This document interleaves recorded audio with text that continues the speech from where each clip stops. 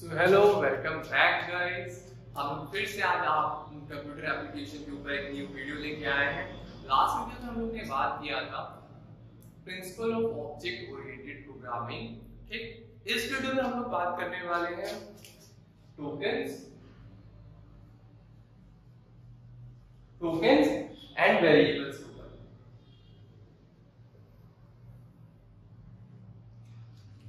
Next video में हम लोग बात करेंगे हम डेटा टाइप एंड एक हम लोग तब सबसे पहला जावा प्रोग्राम करेंगे। तो इस वीडियो में हम स्टार्ट करते हैं। सबसे पहले हम जानते हैं कि टोकन्स क्या होते हैं। ठीक है, सबसे पहले हम डिस्कस करते हैं कि व्हाट आर टोकन्स। ठीक है, जैसे कि हम लोग बात करते हैं कि हर लैंग्वेज में कुछ न कुछ प्री डिफाइंड वर्ड्स होते हैं। बेसिकली ऐसे वर्ड जिनकी मीनिंग पहले से फिक्स होती है और जिनको हम सिर्फ यूज कर सकते हैं, उसमें कोई चेंज नहीं कर सकते। जैसे कि फॉर एग्जांपल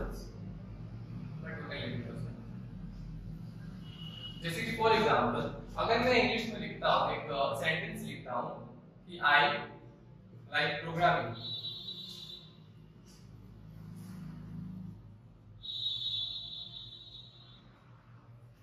ये एग्जांपल है इंग्लिश सेंटेंस का। तो इसमें देखिए आई लाइक प्रोग्रामिंग, तीनों ही अलग अलग यूनिट है। तीनों यूनिट मिलकर एक सेंटेंस बनाए। ये सिंगल स्मॉल यूनिट्स जिनकी पहले से मीनिंग डिफाइन हो, ठीक, इनको बोलते हैं टोकन्स। अब क्योंकि ये इंग्लिश है, क्योंकि ये इंग्लिश लैंग्वेज है, तो ये इंग्लिश के टोकन्स हो गए। सिमिलरली अगर मैं एक सेंटेंस या फिर स्टेटमेंट लिखता हूं जावा में, एग्जांपल int स्कोर 50। अब देखिए ये मैंने एक स्टेटमेंट लिखा है जावा प्रोग्राम में। अब इस स्टेटमेंट में देखिए जो यूनिट्स हैं, ये और ये भी स्मॉल स्मॉल यूनिट्स हैं जिनकी कुछ न कुछ मीनिंग प्री डिफाइंड है और इनकी मीनिंग पहले से फिक्स्ड है। तो इनको बोलते हैं जावा टोकन्स। ओके, जैसे कि इंग्लिश में वर्ड्स हैं जिनकी मीनिंग ऑलरेडी डिफाइंड है, उनको बोलते हैं इंग्लिश टोकन्स।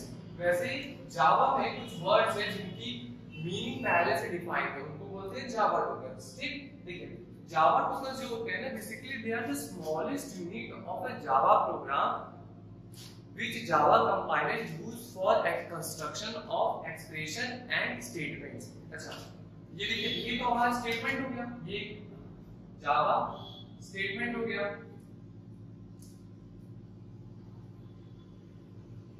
अब हम एक जावा एक्सप्रेशन भी लिख लेते हैं, उसमें भी हम लोग टोकन्स यूज करते हैं। जैसे कि हम एक स्टेटमेंट लिखते हैं इन मल्टीप्लिकेशन 9 into 5। अभी ये एक जावा एक्सप्रेशन हो गया।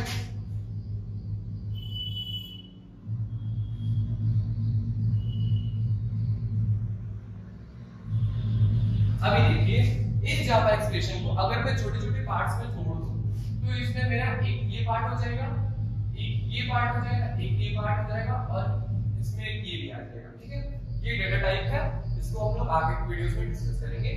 अभी इसको समझते हैं। देखिए तो ये एक स्मॉल यूनिट हुई, एक स्मॉल यूनिट हुई, ये दोनों भी एक स्मॉल यूनिट में। सिमिलरली ये भी एक यूनिट स्मॉल यूनिट। तो basically they are Java tokens.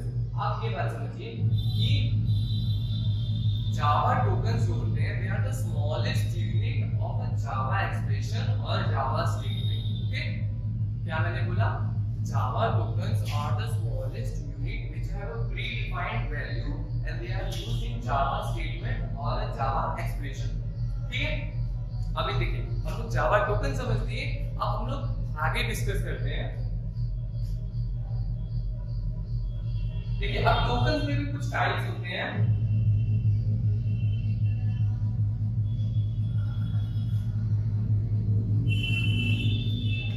अभी देखिए टोकन्स के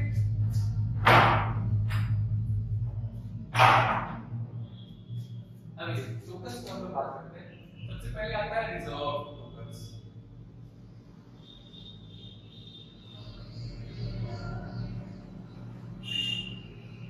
ये सबसे पहले रिजर्व टोकन वो टोकन्स होते हैं जिनका प्री डिफाइंड पर्पस होता है, मतलब इनको अगर आप यूज करते हैं तो इनकी पर्पस फिक्स होती है, लाइक इनका फंक्शन फिक्स होता है, इनकी मीनिंग फिक्स होती है। आप सिर्फ जैसे ये बने उनको वैसे ही यूज कर सकते हैं, उनके सिंटैक्स के थ्रू और उनके स्टेटमेंट्स के थ्रू। फॉर एग्जांपल अगर मैं इफ एल्स की बात करूं तो ये रिजर्व टोकन है,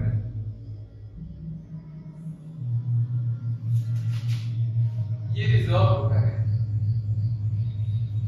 इनकी प्री डिफाइंड पर्पस है।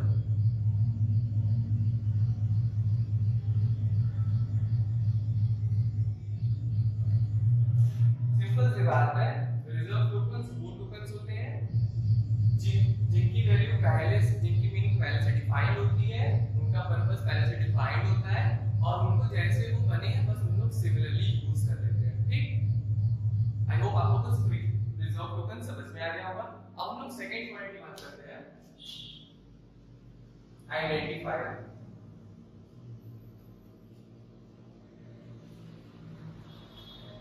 देखिए बहुत लोग कंफ्यूज हो जाते हैं आइडेंटिफायर और वेरिएबल्स में, ठीक है, आप लोग कंफ्यूज ना हो इसलिए मैं आप लोगों को बता देता हूं। देखिए आइडेंटिफायर बेसिकली इसके नेम से क्या होता है, आइडेंटिफाई समथिंग रिलेट, लाइक आप किसी चीज को यूनिकली आइडेंटिफाई कर सको।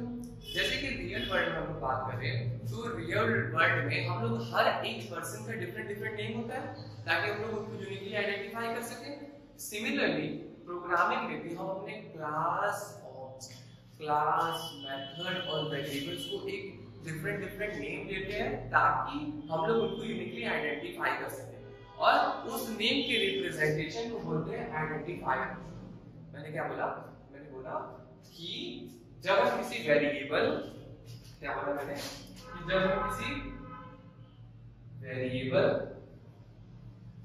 या फिर मेथड या फिर किसी क्लास को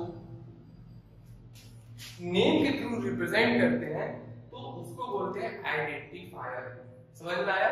जैसे कि एग्जांपल में लेते हैं, मैं यहाँ पे क्लास बनाता हूँ, क्लास मान लीजिए कि मेरी बबल सॉर्टिंग प्रोग्राम है तो मैं इसको BBLSRT के नाम से क्लास बनाता हूँ। ये मेरी क्लास हो गई और इस क्लास के अंदर मेरा ये वॉइड मेन हो गया,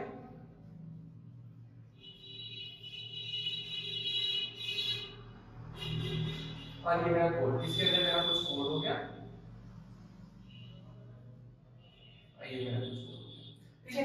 अब देखिए इस क्लास का नेम क्या है, BBLSRT, ठीक। तो ये बेसिकली यूज ऑफ आइडेंटिफायर के हेल्प से हमने इस क्लास को एक नेम रिप्रेजेंट कर दिया BBLSRT से, जिसके हेल्प से हमको पता चल जाएगा कि ये क्लास बबल सॉर्टेड के लिए है। समझ में आया? ठीक। अच्छा, अब दूसरे एग्जांपल देखते हैं। मान लेते हैं कि हमारे पास एक वेरिएबल है जो कि मल्टीप्लिकेशन ऑफ टू लिटरल्स या फिर दो वैल्यूज का स्टोर करता है। तो मान लीजिए कि मैं इंट मल्टीप्लिकेशन करके दो वैल्यू स्टोर करना चाहता हूं। फॉर एग्जांपल हम स्टोर करते हैं 4 into 5 की वैल्यू, ठीक है। देखिए अगर मैंने बताया था ये एक्सप्रेशन, दूसरी बात कि ये देखिए यहाँ पे जो ये MUL यूज कर रहे हैं ये बेसिकली एक नेम का रिप्रेजेंटेशन ऑफ वेरिएबल, एक नेम का रिप्रेजेंटेशन ऑफ वेरिएबल, ठीक है। अब यहाँ पे जो MUL है एक नेम रिप्रेजेंट कर रहा है वेरिएबल को जिसमें हम लोग ये वैल्यू स्टोर कर रहे हैं, ठीक, ताकि हम लोग इस MUL को आइडेंटिफाई कर सके कि ये हमारा क्या रिप्रेजेंट कर रहा है, ठीक। ऐसे मेथड्स को भी हम लोग करते हैं, मेथड्स के भी यूनिक नेम रखते हैं ताकि हम मेथड्स का सिर्फ नेम से समझ पाए कि वो क्या करता है। समझ में आया? ठीक है। अच्छा देखिए अब हम लोग दूसरी बात, अब हम लोग आगे बात करते हैं। हम लोग आइडेंटिफायर समझ गए, रिजर्व टोकन समझ गए, अब हम लोग आगे बात करते हैं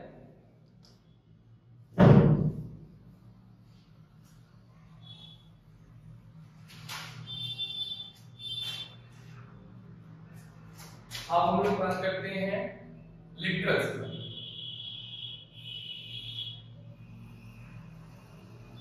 देखिए हर प्रोग्राम में कुछ न कुछ कांस्टेंट वैल्यू होती है जो कि ओवर प्रोग्राम नहीं चेंज होती है, ठीक। वही वैल्यूज को लिटरल्स बोलते हैं। ठीक, लिटरल्स वो वैल्यू होती है प्रोग्राम में जो ओवरऑल प्रोग्राम के एग्जीक्यूशन में चेंज नहीं होती है। फॉर एग्जांपल, अगर मैं एक वेरिएबल डिक्लेयर करूं int a = 5, तो ये जो वैल्यू है ये ओवरऑल प्रोग्राम में चेंज नहीं होने वाली है। ठीक, अगर आप प्रोग्राम कंपाइल या फिर एग्जीक्यूट भी रन भी करा लोगे तो ये 5 वैल्यू चेंज नहीं होने वाली है। ये एक टाइप का लिटरल हो गया है और कांस्टेंट बोलते हैं इसको। ठीक, दूसरा एग्जांपल लेते हैं। मान लीजिए कि ch ले लेते हैं, इसमें मैंने वेरिएबल डाल दी। ठीक, ये हमारा कैरेक्टर डेटा टाइप का एक वेरिएबल है ch जिसका नाम है, उसमें वैल्यू हम लोग स्टोर करते हैं s।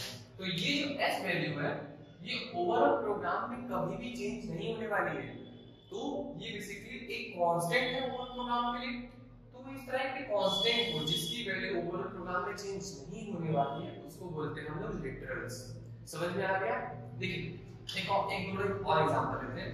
जैसे कि मैं 5 कर देता हूं फ्लोट हो गया, फ्लोट 5 3.14। ये मैंने एग्जांपल ले लिया। तो अभी देखिए हमारा प्रोग्राम पूरा एग्जीक्यूट होने के बाद भी ये वैल्यू कभी चेंज नहीं होने वाली है। ठीक, तो ये एक टाइप का लिटरल हो गया। ठीक, आई होप आप लोगों को लिटरल समझ में आ गए होंगे। Literals are basically the constant value which doesn't change the overall program. Okay, हम लोग आगे बात करते हैं लिटरल्स के बाद।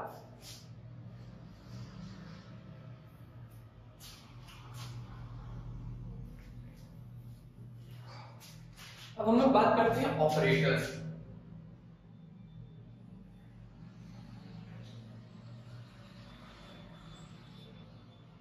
देखिए जैसे कि रियल वर्ल्ड में हमें हमेशा मैथमेटिकल और लॉजिकल परफॉर्म करना पड़ता है, कहीं ना कहीं मैथमेटिकल या लॉजिकल एक्सप्रेशंस को यूज करना पड़ता है, एग्जीक्यूट करना पड़ता है। वैसे ही प्रोग्रामिंग में जब हमको मैथमेटिकल और लॉजिकल एक्सप्रेशन या फिर स्टेटमेंट्स को एग्जीक्यूट करना होता है तो यूज करते हैं operator.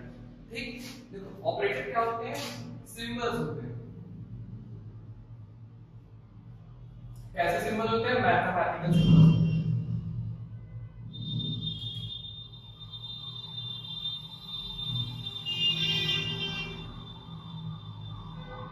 Operators are basically mathematical symbols जिनको कि हम लोग मैथमेटिकल या फिर लॉजिकल एक्सप्रेशन को एग्जीक्यूट करने में यूज करते हैं। ये हमेशा दो लिटरल्स या फिर दो वेरिएबल के बीच में इस्तेमाल होते हैं। अभी मैंने क्या बोला? ऑपरेटर्स हमेशा दो लिटरल्स या फिर वेरिएबल्स के बीच में इस्तेमाल होते हैं। अभी देखते हैं इसका एग्जांपल। देखिए जैसे कि मान लीजिए int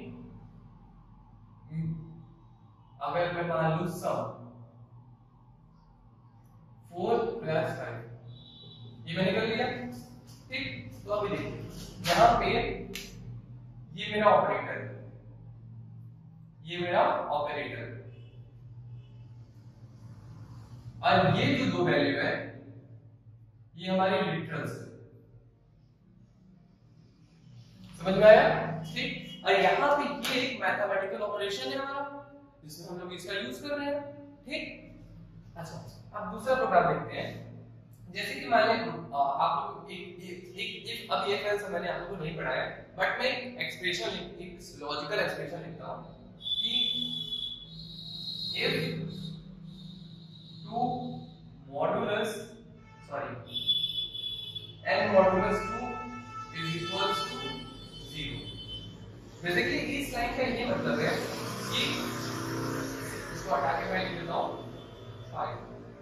5 मॉडुलस 2 = 0 की मतलब अगर 5 को 2 से डिवाइड करें और उसका रिमाइंडर 0 आ जाए तो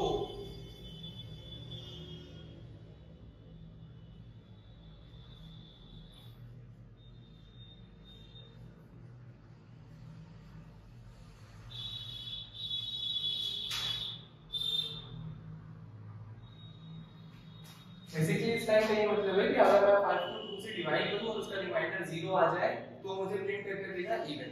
अभी देखिए यहाँ पे ये जो मैं यूज कर रहा हूँ ये भी मेरा ऑपरेटर है, ठीक।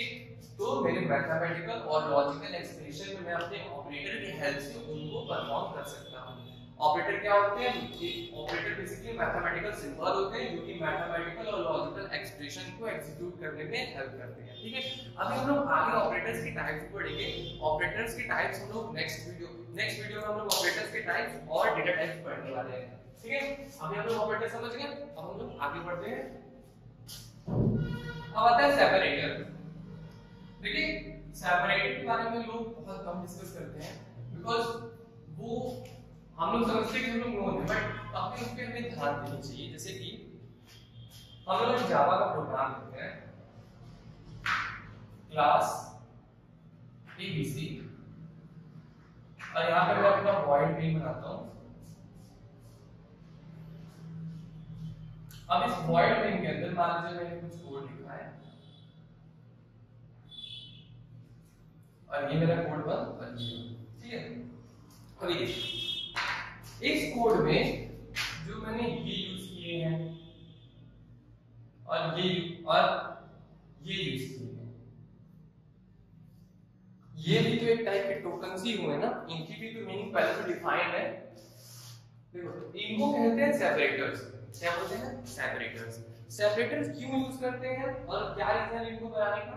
देखिए सेपरेटर्स जावा प्रोग्राम में बेसिकली स्ट्रक्चर प्रोवाइड करने में हेल्प करते हैं। क्या करते हैं? स्ट्रक्चर प्रोवाइड करने में हेल्प करते हैं। हम जब भी अपने कोड को लिखते हैं तो उनको एक वेल डिफाइंड स्ट्रक्चर में रखने के लिए हम सेपरेटर्स यूज करते हैं, ठीक। अब सेपरेटर्स भी देखिए इस टाइप के सेपरेटर्स को बोलते हैं ब्रेसेस, इसको बोलते हैं पैरेंथेसिस। सॉरी फॉर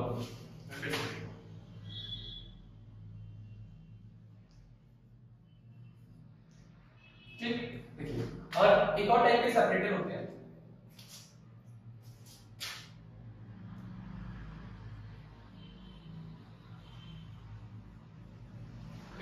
सेपरेटर होते हैं ये, इसको बोलते हैं ब्रैकेट। ब्रैकेट एक ये होता है, इसको बोलते हैं पीरियड।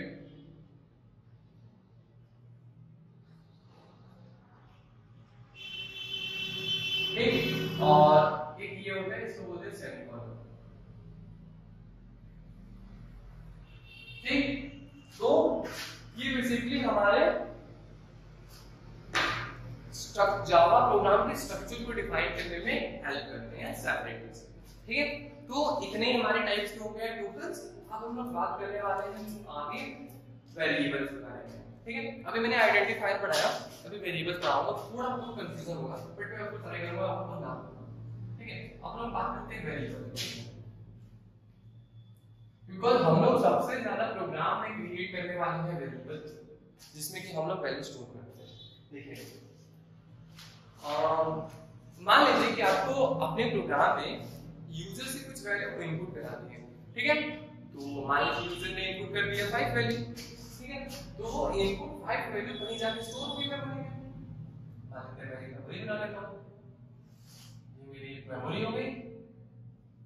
मेमोरी के ये ब्लॉक्स हो गए,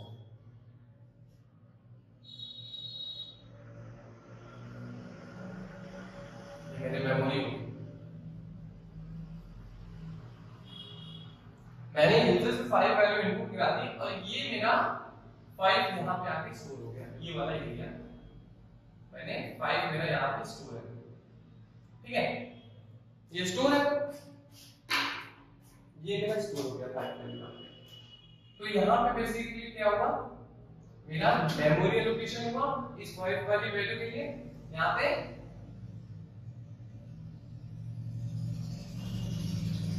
मेमोरी एलोकेशन हुआ इस 5 वैल्यू के लिए। देखिए इसी मेमोरी एलोकेशन का जब हम कोई नेम रख देते हैं तो उसको बोलते हैं वेरिएबल। क्या बोला मैंने? जब कोई वैल्यू आप यूजर से इनपुट करते हैं और वो वैल्यू आपकी मेमोरी में जाके स्टोर होती है, जिस मेमोरी लोकेशन पे स्टोर होती है, इसकी कोई लोकेशन होगी उस लोकेशन का जो नाम हम रखते हैं वो वेरिएबल होता है उसका। मैंने क्या बोला? अब मान लीजिए, देखिए ये मेमोरी वैल्यू है। अब मैं अगर मान लीजिए इंट ए, कोई ए नाम के वेरिएबल है जिसमें यूजर ने इनपुट किया 5 और इसके अंदर स्टोर है, तो ऐसे समझिए ये ए नाम का है और ये ए इस ब्लॉक को रिप्रेजेंट कर रहा है मेमोरी के। तो इस ब्लॉक इस बेसिकली इस मेमोरी का जो एरिया जो रिजर्व है वो किस नाम से रिजर्व है? ए नाम से रिजर्व है। इसी ए को वेरिएबल बोलते हैं। ये ए, देखिए इस मेमोरी का name representation with the help of variable हमने क्या रखा है? ए रखा है। ठीक है, देखिए वेरिएबल बेसिकली रिप्रेजेंट करता है किसी मेमोरी एड्रेस के नेम को। मैंने क्या बोला? वेरिएबल, मैंने बोला वेरिएबल रिप्रेजेंट करता है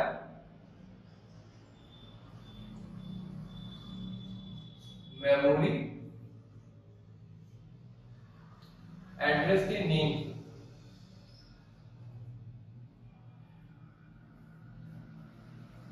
अभी देखिए यहाँ पे ये हमारी मेमोरी है और ये वो एलोकेशन, ये वो ब्लॉक है जहां पे मेरी वैल्यू स्टोर है और इस ब्लॉक का मैंने नाम क्या रखा है? ए रखा है। तो मेरी जो ये मेमोरी है, इस ब्लॉक के मेमोरी, इस ब्लॉक के एड्रेस को कौन नेम, किस नेम से हम लोग रिप्रेजेंट किए? ए। तो इसी ए को वेरिएबल बोलेंगे। समझ में आया? समझ में आ गई ये बात? बेसिकली अगर आप समझ पाए तो ऐसे समझिए कि देखिए हम बेसिकली रियल लाइफ में जब भी हम लोग किसी भी चीज को स्टोर करने के लिए कोई भी चीज यूज करते हैं। फॉर एग्जांपल अगर आपके घर में एक डब्बा है छोटा सा जिसमें आप चीनी रखते हो, तो उस डब्बे का जो नाम रखते हो वो वेरिएबल हो गया। समझ में आया? उस डब्बे में आप कुछ भी रख सकते हो, आप चीनी रख सकते हो, आप दाल रख सकते हो, कुछ भी रख सकते हो, बट उस डब्बे का जो आप नाम रखते हो ना उसको बोलते हैं वेरिएबल।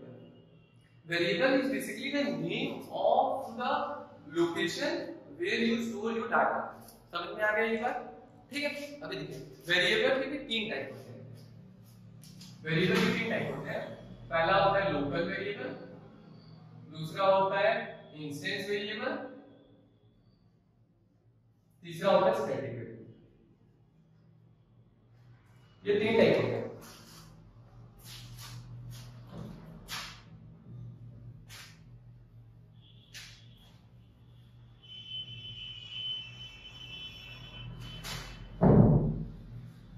अभी देखो सबसे पहले मैं बात करते हैं लोकल वेरिएबल।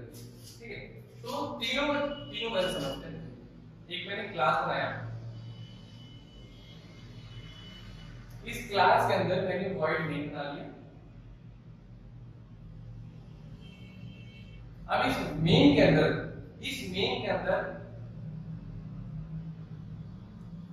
जो मैं वेरिएबल डिक्लेयर करूंगा, इस मेन के अंदर जो मैं वेरिएबल डिक्लेयर करूंगा उस वेरिएबल को बोलेंगे लोकल वेरिएबल। जैसे मैंने यहां पे डिक्लेयर कर दिया इंट हाइट, ये मैंने डिक्लेयर कर दिया, ये मेरा हो गया लोकल वेरिएबल। जो भी वेरिएबल मेथड के अंदर डिक्लेयर करते हैं उनको बोलते हैं लोकल वेरिएबल। क्या मतलब है? जो भी वेरिएबल मेथड के अंदर डिक्लेयर करते हैं उनको बोलते हैं लोकल वेरिएबल। समझ में आ गया ये बात आपको?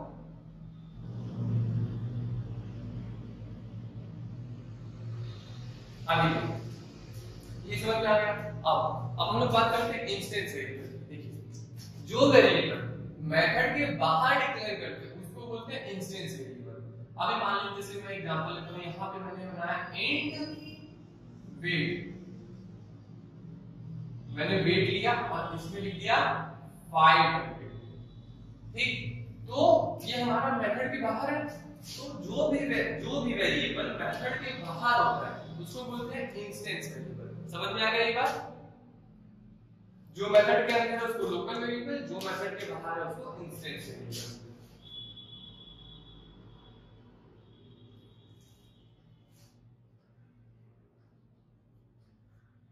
ठीक, अभी देखिए अब हम लोग तीसरी वाली बात करते हैं, स्टैटिक वेरिएबल। ये बड़े मजेदार है स्टैटिक वेरिएबल। आगे बात करते हैं इसके बारे में।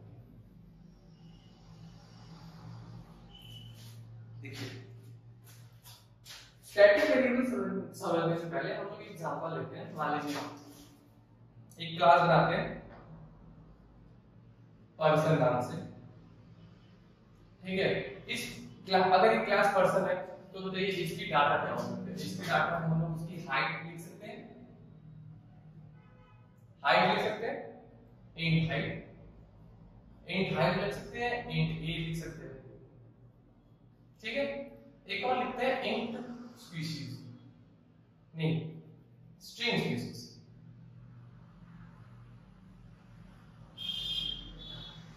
जो कि उसकी स्पीशीज को बताए, ठीक। और इसमें हम लोग लिख देते हैं ह्यूमन।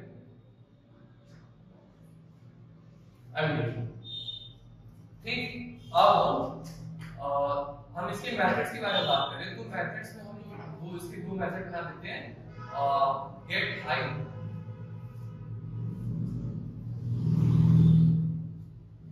और गेट एज, ठीक। ये हमारे दो मेथड्स हो गए। अब ये मेरी क्लास बन चुकी है। देखिए अब इस क्लास का जब हम ऑब्जेक्ट बनाएंगे, ठीक है। मान लीजिए मैंने इसका एक ऑब्जेक्ट बनाया p1, इसका मैंने एक ऑब्जेक्ट बना दिया p1 नाम से, ठीक है। तो उस p1 ऑब्जेक्ट की यूनिक हाइट होगी, यूनिक एज होगा, उसके भी यूनिक मेथड्स होंगे। हाइट के थ्रू, गेट हाइट के थ्रू हम उसकी हाइट को एक्सेस कर, हाइट वेरिएबल को एक्सेस कर पाएंगे, और गेट एज के थ्रू हम उसके एज वेरिएबल को एक्सेस कर पाएंगे। बट उसकी जो स्पीशीज होगी वो भी सेम होगी, वो एज ए ह्यूमन ही होगी, ठीक। तो अगर मान लीजिए अपन दूसरा वेरिएबल निकालते हैं p2 के नाम से, तो उसकी भी हाइट और एज यूनिक होगी, बट उसकी स्पीशीज तो ह्यूमन होगी ना, क्योंकि देखिए जो भी वेरिएबल्स जो कि क्लास वेरिएबल होता है जिसकी वैल्यू सारे ऑब्जेक्ट सेम शेयर करते हैं, उस टाइप के वेरिएबल को बोलते हैं स्टैटिक वेरिएबल। और इस टाइप के वेरिएबल के पहले हम हमेशा स्टैटिक कीवर्ड यूज करते हैं, जैसे स्ट्रिंग स्टैटिक, ठीक। अभी देखिए अब हम बात देखिए, जब हम इसके आगे स्टैटिक लगा देते हैं तो ये बेसिकली किसी ऑब्जेक्ट का वेरिएबल नहीं होता, किसी क्लास का वेरिएबल हो जाता है। अब जो भी ऑब्जेक्ट इस क्लास का बनेगा वो इसी वैल्यू को शेयर करेगा, वो ना तो इस वैल्यू को चेंज कर सकता है ना मॉडिफाई कर सकता है।